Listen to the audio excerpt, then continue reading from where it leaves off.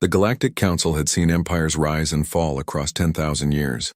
They had witnessed species that could bend gravity with thought, civilizations that harvested stars for breakfast, and warriors who could shatter moons with their war cries. But they had never seen anything quite like humanity. Commander Zara Chen stood on the bridge of the Indomitable, Earth's first Starcrusher-class vessel, watching the holographic display flicker with warnings. 300 alien warships surrounded her fleet, each one belonging to the Krell Dominion, a species that had conquered 47 star systems in the past decade alone. The Krell believed in one simple philosophy: might makes right, and they had never encountered a species they couldn't crush. "They're hailing us again, Commander," Lieutenant Torres reported from the communication station, his voice steady despite the odds. "Put them through," Chen replied, straightening her uniform. The view screen shimmered, revealing War Chief Krellvax, his chitinous armor gleaming under the harsh lights of his command ship. His mandibles clicked with what the translation software identified as amusement. "Human Commander," Krellvax's voice rumbled through the bridge. "Your species has existed in space for merely 50 years. We have ruled the stars for 3 millennia. Surrender your primitive vessel, and perhaps we will allow your species to serve us as laborers." Chen smiled, and it wasn't a pleasant expression. "War Chief, I appreciate the offer, but I'm afraid we'll have to decline. You see, we humans have this annoying habit. We don't like being told what to do." The War Chief's eyes narrowed. "You command 1 ship. We have 300. Your defiance is illogical." "Maybe," Chen admitted, walking slowly across the bridge, her footsteps echoing in the tense silence. "But here's something you should know about humanity.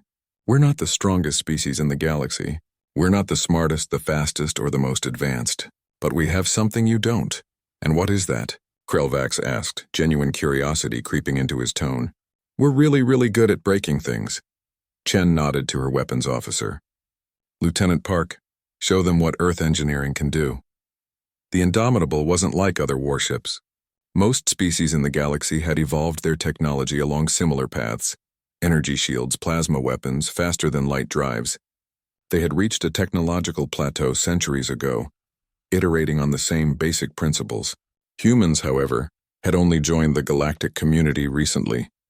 They hadn't been constrained by traditional thinking. They had looked at the established rules of space warfare and asked a simple question: why? The Starcrusher's primary weapon system activated. It wasn't a laser, wasn't a particle beam, wasn't anything the Krell had encountered before. It was something far more primitive, far more brutal, and far more effective: kinetic artillery. The Indomitable carried tungsten penetrator rods, each one 50 meters long and accelerated to 0.95 light speed, using a series of electromagnetic rails that ran the entire length of the ship. The energy requirements were enormous, but humans had solved that problem by doing something no other species had considered. They had built their first Starcrusher around a miniaturized fusion sun. The first rod launched. At relativistic speeds, mass became a weapon more devastating than any explosive. The tungsten penetrator hit the lead Krell battleship before its sensors even registered the launch. The impact released energy equivalent to a strategic nuclear weapon.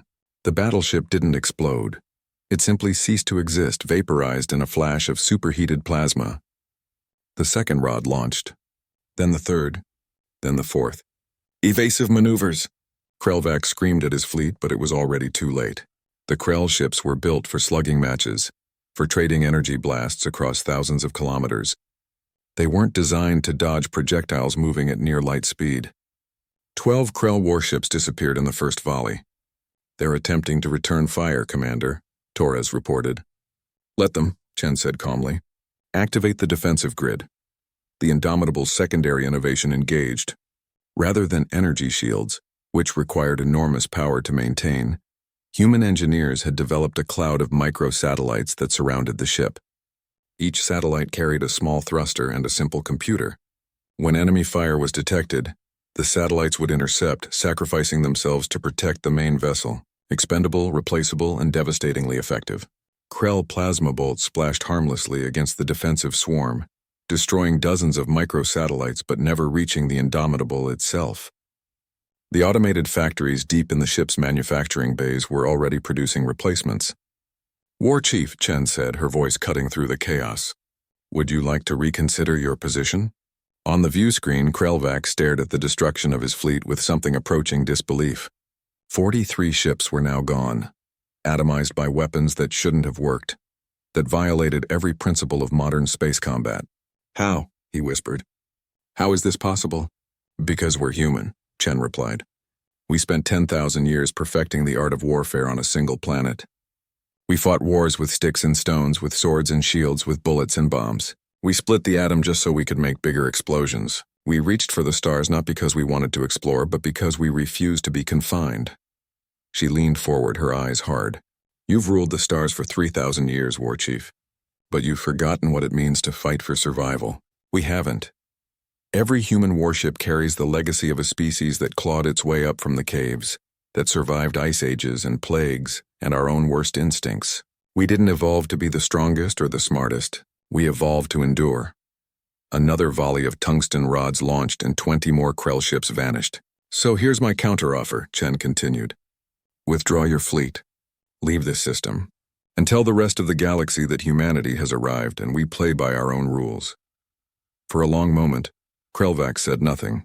His mandibles worked silently, processing calculations of loss and victory, pride and survival.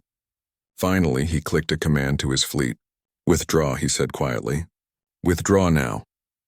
The remaining Krell ships turned and fled, their faster-than-light drives engaging in flashes of distorted space-time. Chen watched them go, then turned to her crew. Stand down from combat alert. Well done, everyone. As the bridge crew erupted in relieved cheers, Lieutenant Torres approached the commander. Ma'am, the Council is requesting immediate communication. Tell them we'll talk when we're ready, Chen replied, settling into her command chair. Right now I want a full damage assessment and a celebration dinner. We just taught the galaxy an important lesson. What lesson is that, Commander? Chen smiled. Never underestimate a species that learned to wage war in the gravity well of a planet. We're not the first to reach the stars, but we might just be the best at defending them. The Indomitable turned toward Earth, humanity's first Starcrusher heading home, carrying with it a message that would echo across the galaxy. Humanity had arrived, and the stars would never be the same again.